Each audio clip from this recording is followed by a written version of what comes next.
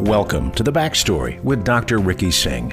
This podcast is focused on bringing you the latest research-based information about dramatically improving health, well-being, and quality of life.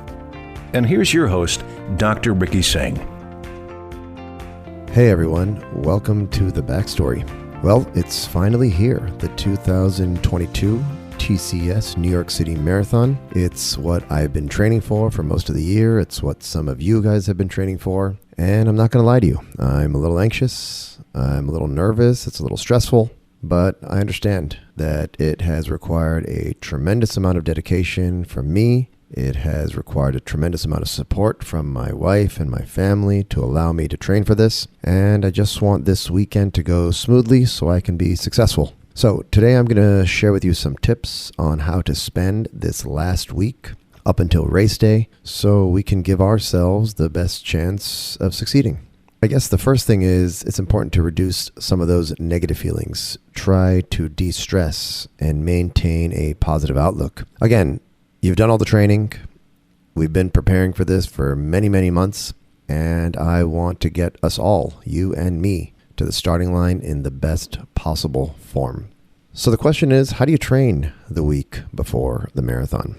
Firstly, the final long distance run should have been a few weeks ago. And for me, that was 3 weeks ago when I did about 20 miles. And this past weekend, I reduced my mileage and I did a 10-mile run. And this practice is known as tapering.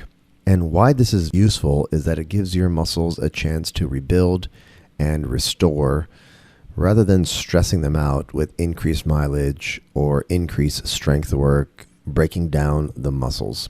So what's it going to look like for me this week as I get ready for Sunday, which is the big day? So on Monday was a rest day because that's the day after the long run, which for me was last Sunday. On Tuesday and Wednesday this week will be shorter runs, about 30 minutes, easy run at a conversational pace.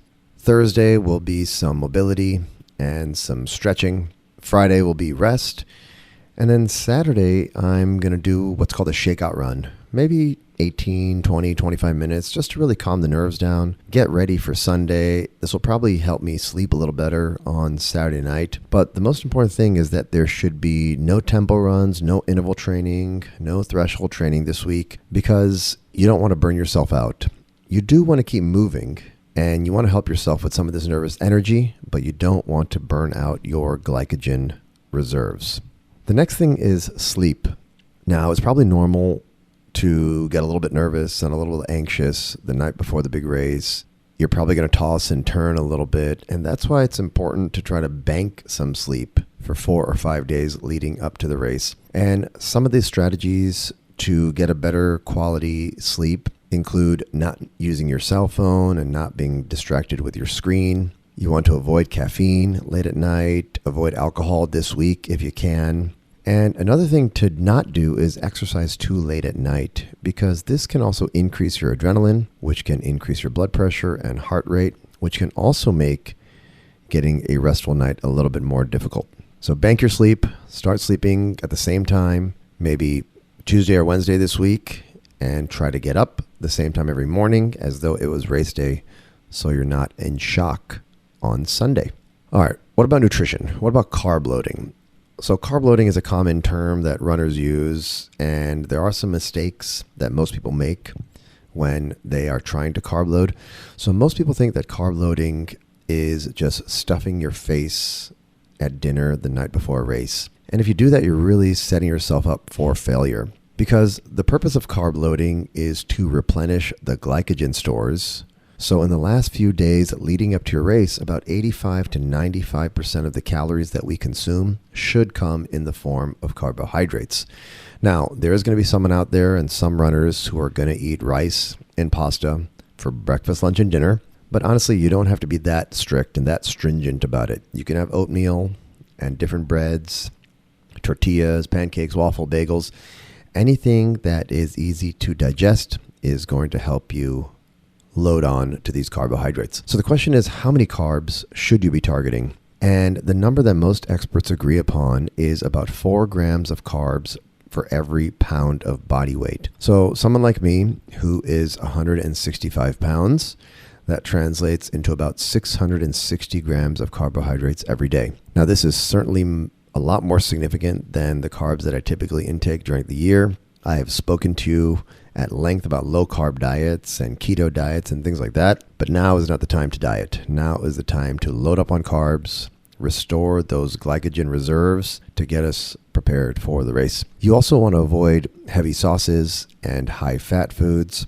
You don't want to eat a lot of foods with lots of fiber or too much protein because these are going to be difficult to digest. Remember, the goal is to convert these carbs into glycogen, which is going to be used as fuel for race day. What about hydration? Now, this is a very important week to drink plenty of water because if you're properly hydrated, your urine is going to be a light yellow color.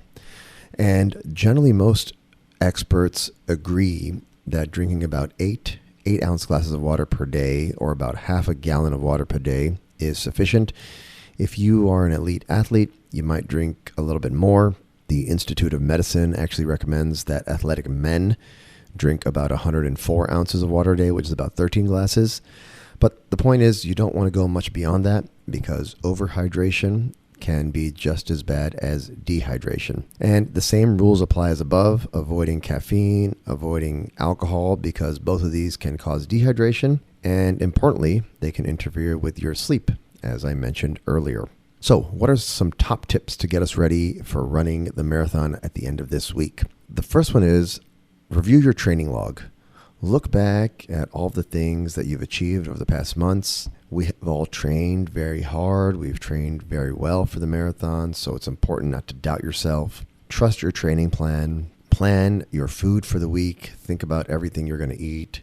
Think about the breakfast you're going to eat on race day. Don't leave these things up until the race day morning because that's going to give you some anxiety. So have a plan and follow through with it. The next thing is to create a checklist for everything you need on race day. The last thing you want to do is be stressed out that you have forgotten something. So take 15 or 20 minutes today and write down everything from your outfit, your shoes, your socks, your gels, your bib pins, anything you're going to wear on race day. Write that all down, make a checklist, think about it twice. A lot of athletes use this week to get their head into the race zone. So visualize your race, visualize your morning, which for me is going to be in Staten Island, which with 50,000 runners. Think about your route, make note of the hydration and gel stations. Have a game plan. This way you're not overthinking during the race and you can just go ahead and go along with your plan. The next thing is to know your pace. And after speaking with many runners who have completed the New York City Marathon and other marathons, the most common mistake that most runners commit is that they start the marathon too fast. So in the first few miles, think about your starting pace and make a quick note about how quickly, or for me, how slowly, you want to finish the first mile, the first 3 miles, the first 6 miles, and even 10 miles. And give yourself a pace that you are not allowed to run any quicker, and stick by that. Now, right when the race is complete, you have to start thinking about recovery. And what you do after a race makes a massive difference. You need to eat and drink something within 30 minutes of crossing the finish line. You need to rehydrate. You need to refuel. Something like a protein and carbohydrate recovery drink is perfect for this scenario. Now, while you're tempted to go straight to the pub and have a beer, trust me, you're going to pay for it later. You're going to be very dehydrated. So please take your time, refuel, and recover. The other thing that's going to pop up is muscle soreness. And this is going to be a problem in the few days following a marathon. So an ice bath, cryotherapy, light exercise, and even walking are really going to help. Doing some type of non-impact activity is going to flush out some of the waste products from your muscles and prevent stiffness. So there you go. Quick tips for the week leading up to the marathon. Remember, finishing a marathon is a state of mind that says anything is possible. Fred Lebow, who is the founder of the New York City Marathon, says that motivation remains key to the marathon. The motivation to begin, the motivation to continue, the motivation to never quit. So good luck out there to everyone running the 2022 New York City Marathon. I'll see you on the other side. This is Ricky Singh, and we've got your back. Thanks for listening to The Backstory. Please subscribe, rate the podcast, and review The Backstory on Apple Podcast, Spotify, and Google Play Music. And feel free to share this podcast on social media or even your own website or blog. This podcast is for general information purposes only. It does not constitute the practice of medicine, including the giving of medical advice. No doctor-patient relationship is formed. The use of this information is at the user's own risk. The content of this podcast is not intended to be a substitute for medical advice. To learn more about Dr. Singh and his clinical research, please follow him on social media. You can also sign up for his newsletter by going to www.rickysinghmd.com. That's RICKYSINGHMD.com.